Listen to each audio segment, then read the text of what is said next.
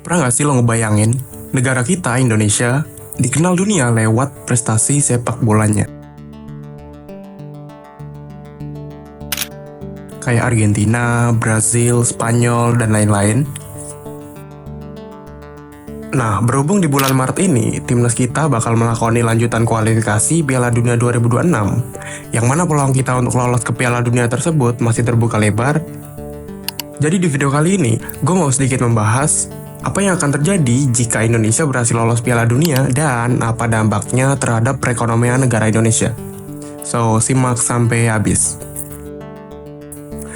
Kita lihat dulu nih, seberapa besar peluang timnas Indonesia untuk lolos ke Piala Dunia 2026. Seperti yang kita tahu, timnas kita tuh udah berhasil sampai di round 3 kualifikasi Piala Dunia zona Asia. Dan sampai saat ini, Indonesia berhasil mengumpulkan 6 poin dari total 7 pertandingan yang udah berlangsung. Yang mana hasil ini tuh berhasil menempatkan timnas Indonesia di urutan keempat grup C zona Asia. Padahal kemarin kita tuh sempat di posisi ketiga, cuma selisih 1 poin dari Australia. Namun akibat dari hasil buruk di Sydney kemarin, sayang sekali timnas kita harus turun ke peringkat 4 klasemen sementara. Tapi nggak menutup kemungkinan, timnas kita masih bisa lolos kok. Tentu dengan effort yang lebih keras, dan berharap di pertandingan selanjutnya, timnas dapetin hasil yang positif. Kalau dilihat dari klasemen, peluang Indonesia untuk lolos terbilang masih sangat besar ya. Apalagi dengan hadirnya para pemain diaspora yang mempunyai pengalaman bermain di sepak bola Eropa, gue yakin hal ini bisa meningkatkan kualitas permainan di skuad Garuda itu sendiri. Jadi untuk lolos ke Piala Dunia, timnas tuh punya 2 opsi realistis nih.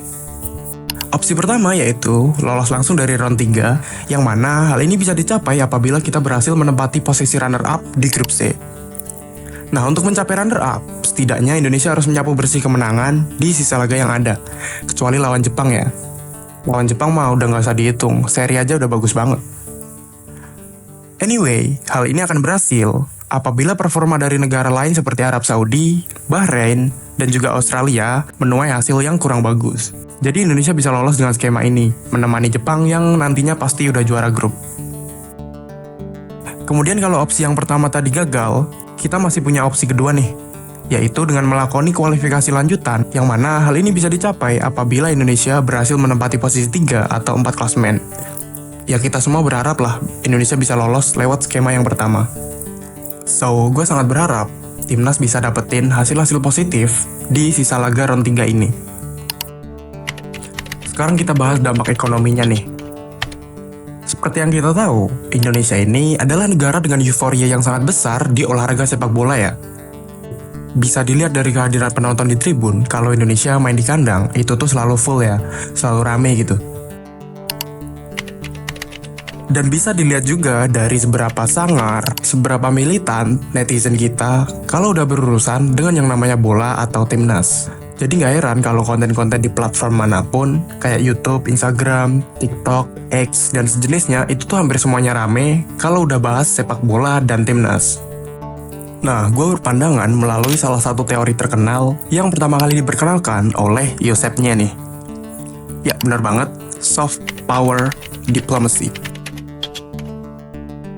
Singkatnya, soft power ini adalah suatu pendekatan persuasif terhadap hubungan politik internasional yang melibatkan penggunaan budaya, sejarah, dan pengaruh diplomatik suatu negara. Bedanya dengan hard power, simpelnya kalau hard power itu lebih ke diplomasi yang sifatnya memaksa, country to country gitu. Contohnya kayak perang antar militer, itu kan bersifat memaksa ya, dan terjadi antara country to country, negara lawan negara gitu. Sedangkan kalau soft power, ini tuh lebih ke pengaruh yang disebarkan melalui cara-cara yang lebih soft, nggak ada paksaan, dan sifatnya nggak country to country lagi. Soft power ini tuh sifatnya lebih ke country to public gitu. Jadi negara ini mempengaruhi masyarakat dengan mengenalkan budayanya atau prestasinya, atau bisa juga aspek lainnya.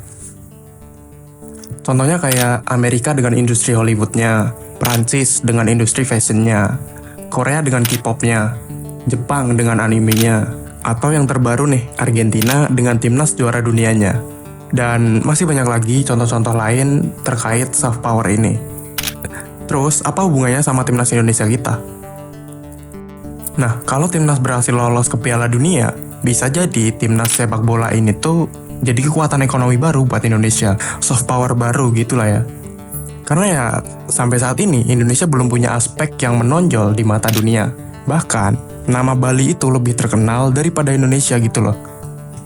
Banyak kan kita lihat orang-orang luar tuh kebanyakan tahu Pulau Bali, tapi mereka nggak tahu kalau Bali itu bagian dari Indonesia gitu. Nah menurut gua momen ini tuh sangat penting, ya karena siapa tahu aja ya kan melalui timnas sepak bola ini negara kita tuh bisa lebih dikenal dunia.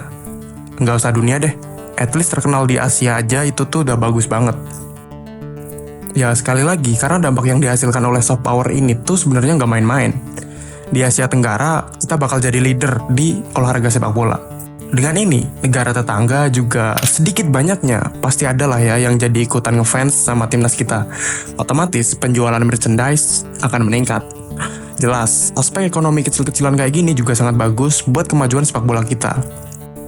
Lalu timnas kita tuh juga bakal sering jadi sorotan media internasional. Tentu hal ini sangat bagus buat mengembangkan soft power tersebut. Karena dengan sorotan media internasional ini, negara kita tuh jadi makin dikenal luas oleh masyarakat dunia. Ya gimana bisa lu mau berpengaruh kalau lu sendiri nggak terkenal gitu. So, peran media internasional di sini sangat vital untuk perkembangan soft power diplomacy. Selain itu, aktivitas nobar di seluruh pelosok Indonesia juga bakal rutin digelar. Ya karena seperti yang gue bilang tadi, euforia masyarakat kita tuh bisa dibilang gila bola ya. So, dari aktivitas ini, tentu UMKM di sekitar tempat nobar tersebut bakal dapat omset yang lebih besar. Dan kalau mereka menghasilkan omset yang lebih besar, domino efeknya, mereka bisa dengan layak memberikan kehidupan yang baik buat keluarga dan anak-anaknya. Jelas, ini sangat berdampak untuk Indonesia di masa depan. Ya, walaupun itu skema ekonomi yang bisa dibilang kecil, tapi coba lo bayangin, hal kecil ini terjadi di seluruh sudut, di seluruh pelosok Indonesia. Gue yakin sih, hal ini tuh bisa meningkatkan perekonomian di negara kita. Dan ini tuh udah pernah terjadi di tahun 2022 ya, saat timnas sepak bola Argentina berhasil juara Piala Dunia. Pada saat timnas Argentina juara dunia, negara Argentina sendiri tuh lagi dalam fase krisis ekonomi. Dan hebatnya, menurut penelitian dari University of Surrey, yang ditulis oleh Marco Melo, Argentina tuh berhasil mencatat pertumbuhan ekonomi sebesar 0,25% hanya dari timnas sepak bola. Ya, walaupun angkanya kecil, tapi kalau dilihat dari kondisi keseluruhan, yang mana negara ini tuh lagi krisis, tentu 0,25% juga sangat berpengaruh. Nah, hasilnya, pada kuartal ketiga tahun 2022, Argentina tuh berhasil mencatat pertumbuhan ekonomi sebesar 6,1% di tengah krisis dan inflasi yang sangat tinggi pada saat itu. Tentu hal ini nggak bisa lepas ya dari keberhasilan timnas sepak bolanya pada ajang Piala Dunia tersebut. So, kalau Korea Selatan bisa mempengaruhi kita dengan K-pop-nya, dan Jepang bisa mempengaruhi kita melalui animenya, apakah Indonesia bisa mempengaruhi dunia melalui sepak bolanya? Gimana menurut lo? Coba tulis di komen.